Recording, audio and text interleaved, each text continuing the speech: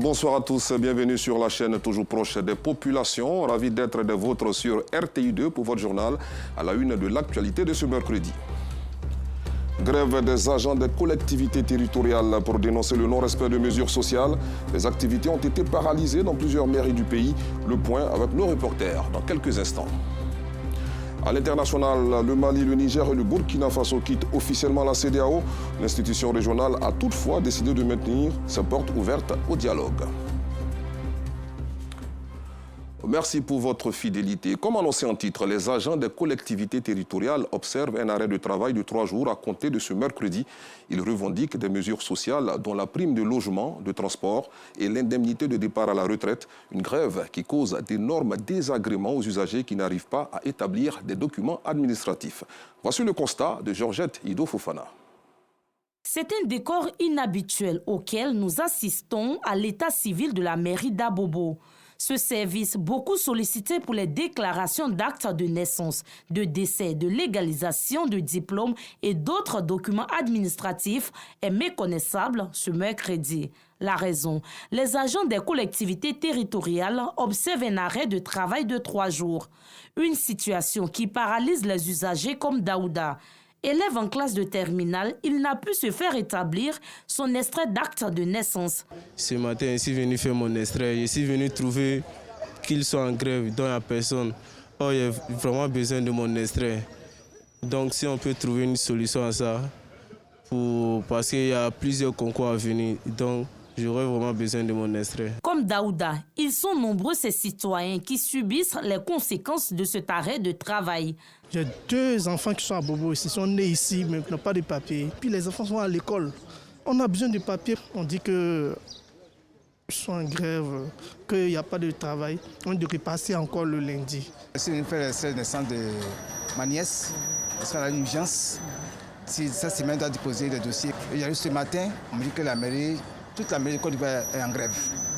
Quand c'est comme ça nous crée des problèmes. Voilà, donc tout à l'heure, je suis venu demander un c'est jusqu'à lundi prochain qu'ils vont faire leur cas pour les dossiers cette semaine. Les concours sont lancés. Donc comment faire pour qu'on puisse déposer? S'il n'y a pas de nouvelles copies de jugement, comment on peut les déposer? À la mairie d'Abobo, tous les bureaux sont fermés à l'exception de l'ONESI, Office national de l'état civil et d'identification. Par cet arrêt de travail, ils exécutent le mot d'ordre de grève lancé par les différentes organisations syndicales. La grève avait déjà annoncé pour le 29, 30, 31. Parce que, en fait, les mesures sociales n'ont pas été annoncées.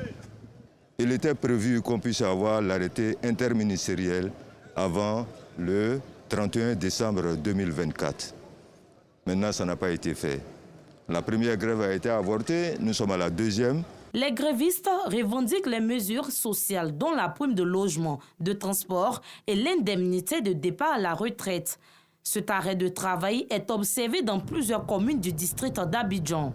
Ici, à la mairie de Yopougon, le constat est le même. Aucune activité ce mercredi. Selon le SINAPMC, syndicat national des policiers municipaux de Côte d'Ivoire, un dialogue s'avère nécessaire pour répondre à leurs doléances. Comme nous, on a le droit de vivre comme les autres, voilà pourquoi nous sommes rentrés en grève pour 3 jours. Le président Alassane Ouattara est le président qui écoute la population. Il est gentil et il a beaucoup pitié. Je sais qu'il va nous écouter. La grève est aussi exécutée à la mairie de Makori, au grand désarroi des usagers qui dénoncent un manque de communication et d'information. Il y a des papiers qu'on doit retirer, il y a des gens qui doivent se marier, les élèves qui vont à l'école, il y a des trucs qu'on doit déposer. Là, on fait comment maintenant? Pour qu'on puisse fermer une mairie, vraiment, il faudrait qu'on avise un peu les autres. Voilà, qu'est-ce qui peut se passer pour qu'on puisse fermer une telle mairie comme ça? Vraiment, c'est désagréable. Pour les agents qui sont en grève, ils peuvent se réunir quelque part puis trouver une solution à ce problème. On ne peut pas fermer une mairie comme ça, il y a des documents à retirer. Et celui qui a un voyage à effectuer, il fait comment? Je suis venu pour faire légaliser un document. Voilà, à ma grande surprise, je constate que la mairie est en grève. Ce qui est étonnant, on n'en a pas entendu parler. Ils ont dit des choses dans leurs documents, comme quoi ils ont rencontré les autorités et qu'ils n'ont pas pu s'entendre sur le minimum. Alors cela nous cause un préjudice certain, puisqu'il y a des documents qu'on doit retirer, on est assorti à des délais au niveau des entreprises, de déposer des documents en compagnie et tout ça. Donc ça nous crée vraiment des problèmes. Je ne sais pas comment on va pouvoir régler ça. Voilà, donc il faut que les autorités Vraiment veille à ce que les choses aillent pour le mieux. Les agents des collectivités territoriales entendent poursuivre la grève s'ils n'obtiennent pas gain de cause. Quant aux usagers, ils souhaitent la fin de cette grève pour leur permettre d'établir leurs différents documents administratifs. Vivement qu'une solution soit trouvée face à cette situation qui cause des désagréments aux usagers car les collectivités territoriales sont essentielles. Elles assurent de nombreux services. Direction Marcory où la voie principale de la commune à partir de la place Abiraoul jusqu'au carrefour du Grand Marché qui n'avait pas fière allure a été réhabilitée. Une grande satisfaction pour conducteurs, commerçants et riverains. Une équipe de RTI2 s'est rendue sur les lieux. Voici donc le compte-rendu de Théodore Zouzou, Abdoulaziz Daramé, Gilles Tonien et Ouattara Sidiki. Il y a quelques mois, cette voie, qui est l'une des principales de la commune de Marcory, menant au carrefour du Grand Marché, était impraticable. Ça nous fatigue. Vraiment, la route, on fait 2 ou 3 tours, il faut que tu rentres au garage. Amortisseur, toujours, ça fait que quand c'est comme ça même, le client aussi souffre. Parce qu'à cause de ça, on ne peut pas venir avec le client. Le client trouve que nous, on est méchants.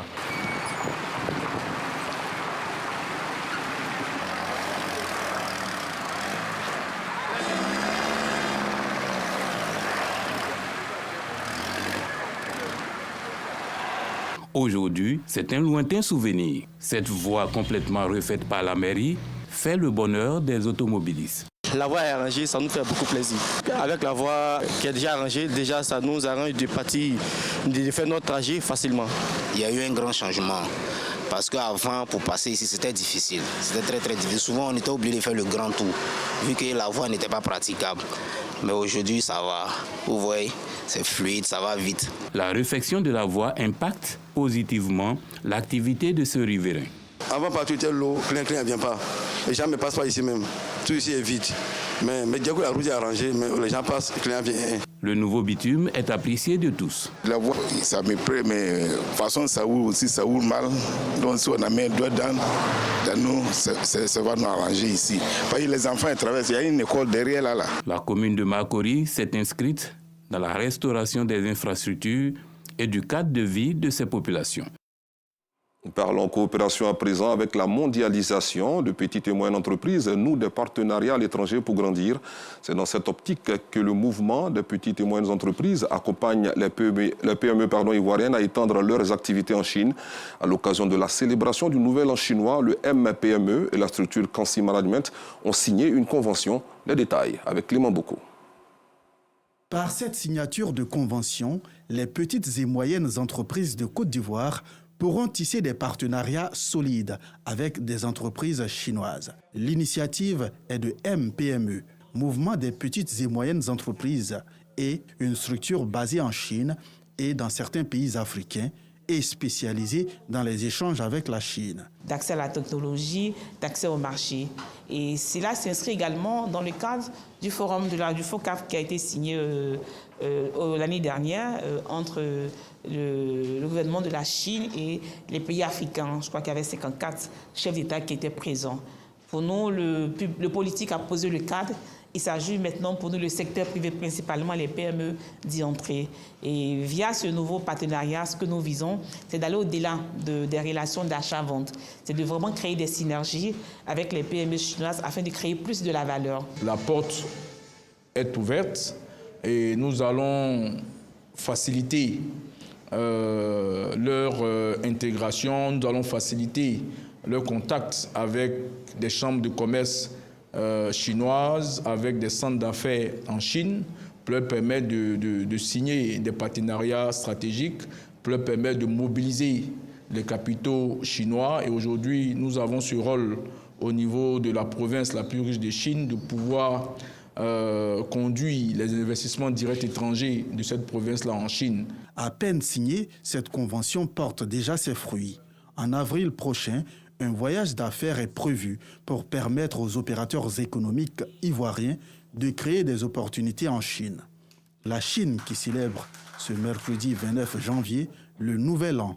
À cet effet, un cadeau, en l'occurrence l'emblème de la Chine, le panda, est offert à la première responsable de MPME. Retour dans le sud d'Abidjan, précisément dans la commune de Port-Boué, où l'organisation locale membre de la JCI, baptisée Abidjan Océan depuis sa création en 2012, a lancé récemment ses activités pour la mandature 2025. Des activités meublées par des actions sociales et des formations. La cérémonie s'est tenue à la bibliothèque municipale du Soleil Hortense à Kangui de la dite commune, en présence de notre reporter Noussangari. Sociales et opportunités de formation pour les jeunes, des actions au cœur de la mandature 2025 de la Jeune Chambre internationale Abidjan Océan. Pour sa mise en œuvre, une équipe dynamique est mise à contribution. Une équipe dirigée par Jean-Marie Michel Yao. Nous avons une organisation meilleure qui est la Jeune Chambre, qui a pour mission d'offrir des opportunités de développement de leadership aux jeunes en leur donnant la capacité de créer des changements positifs. Nous avons un mandat qui a débuté depuis octobre 2024 et qui va s'achever en août 2025. Un plan d'action défini, nous avons 13 formations, 2 activités communautaires, une visite institutionnelle, une formation internationale avec des organisations au niveau international et aussi plusieurs autres activités qui vont évoluer. Pour l'atteinte de cet objectif, l'organisation peut compter sur le soutien des autorités municipales de Port-Boué. En tant que d'abord structure décentralisée, les jeunes qui sont organisés, il faut que la mairie les accompagne d'abord dans tout. Et nous autres, nous faisons les porte-parole de ce groupe-là auprès de l'autorité, Dr Mou Sylvestre, qui nous a dépêchés à cette rencontre, faire en sorte que ces jeunes soient véritablement accompagnés. Parce que au niveau du travail, au niveau de l'expertise, c'est une expertise déjà reconnue. C'est à nous maintenant de les mettre en valeur, de leur donner des opportunités, nous accompagner au niveau du conseil. Par ailleurs, plusieurs partenariats ont été signés avec d'autres entités pour des partages mutuels d'expériences, mais surtout pour unir leurs forces. Cette 13e rentrée solennelle donne le top départ des différentes activités de la JCI Abidjan Océan Port-Boué. Un mot de culture dans ce journal. Anne Béchaud est une chanteuse chrétienne. Elle vient de dédicacer son nouvel album de 11 titres. À travers sa musique, l'artiste véhicule des messages de paix, de résilience et surtout de conversion au christianisme. D'ailleurs, son principal objectif. Reportage, Laurence Kakra. Anne Béchaud vient de dédicacer son nouvel album de 11 titres. Moment de louange et de partage pour accueillir ce répertoire au rythme de sonorités traditionnelles africaines et gospel.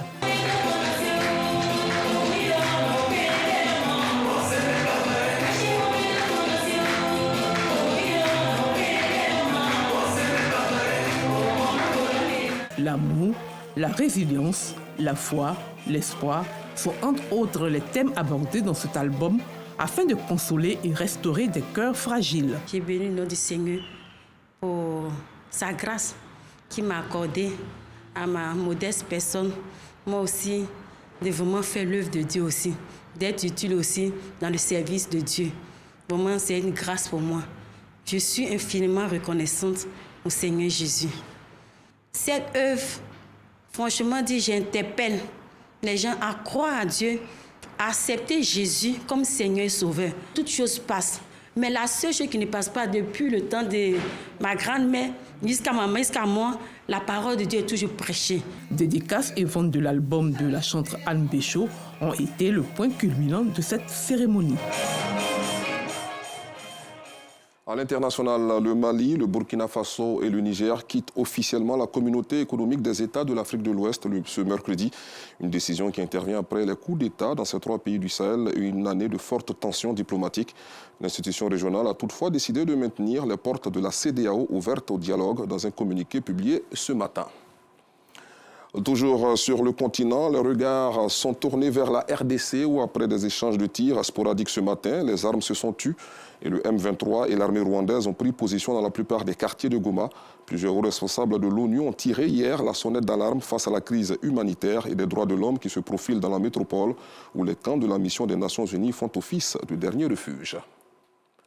Nous recevons à présent M. Lionel Emmanuel Tess, président de l'Association des étudiants ivoiriens de la diaspora, et avec qui nous allons bien sûr parler d'intégrité, de leadership, levier de motivation pour la jeunesse. M. Tess, bonsoir. Bonsoir, monsieur. Alors déjà, parlez-nous de façon brève de votre parcours. Moi, je suis Lionel Emmanuel Tess, je suis un jeune ivoirien. Je suis d'abord issu de l'école militaire préparatoire technique et j'ai eu à faire mes études d'université en Inde, où j'ai été président d'association et aussi au Canada, où j'ai aussi eu des diplômes. J'ai aussi eu une licence au Canada, une licence en Inde, et maintenant je suis de retour en Côte d'Ivoire. Peut-on avoir une idée de votre rôle en tant que président de l'Association des étudiants ivoiriens de la diaspora? Oui, mon rôle en tant que président de l'Association des étudiants de la diaspora ivoirienne, AE2I, est vraiment d'abord d'être vraiment ce lien fort et cette courroie entre nos étudiants, les présidents d'associations et le gouvernement ivoirien. Donc, notre rôle est vraiment d'être ces personnes à l'écoute et être aussi en contact des présidents responsables de ces associations, prendre part à leurs problèmes, savoir quelles sont les réalités du début de l'intégration jusqu'à la fin lorsqu'ils sont prêts à revenir au pays. J'imagine que votre tâche n'est pas aisée. Vous travaillez sur un projet relatif à l'insertion professionnelle des étudiants ivoiriens de l'étranger en Côte d'Ivoire. En d'autres termes, faciliter leur retour au pays une fois leurs études terminées. C'est ça en effet, parce que c'est un projet qui me tient d'abord personnellement à cœur, parce qu'on a vu que nous avons vraiment assez de talents qui sont cachés toujours à la diaspora lorsqu'ils finissent leur étude, mais ils n'ont pas vraiment d'appui, ils n'ont pas vraiment de soutien. Et mon rôle en tant que président en cette saison est vraiment de faciliter ce retour-là, être vraiment comme un lien qui va vraiment leur assurer que nous avons enfin des personnes qui peuvent nous assister une fois que nous soyons au pays pour des besoins d'entrepreneuriat ou en employabilité. Alors, qu'en est-il du sens contraire, c'est-à-dire pour ceux qui souhaitent poursuivre leurs études hors du pays? Je pense que c'est aussi un de nos rôles, parce que nous sommes là, parce que moi, par ma dite expérience, je peux quand même expliquer d'abord les réalités de certains pays. Et nous avons assez de partenaires aussi qui nous aident, même les universités dans certains pays avec les membres de mon bureau. Donc nous essayons vraiment de partager l'information différente de chaque pays à l'international pour voir quelles sont les voies pour certains étudiants qui sont déjà en Côte d'Ivoire mais qui rêvent de partir à l'étranger un jour. Et pour ça, voilà, justement, quels sont les pays étrangers les plus sollicités par ces étudiants ivoiriens? Les pays étrangers les plus sollicités actuellement, nous avons plus le Maroc, la France, parce qu'en termes d'études, nous avons actuellement à date 11 000 étudiants ivoiriens en France et 6 000 étudiants ivoiriens au Maroc. Donc c'est vraiment les pays phares, mais nous avons aussi l'Inde et le Canada qui sont vraiment en voie de croissance en tout cas. D'accord.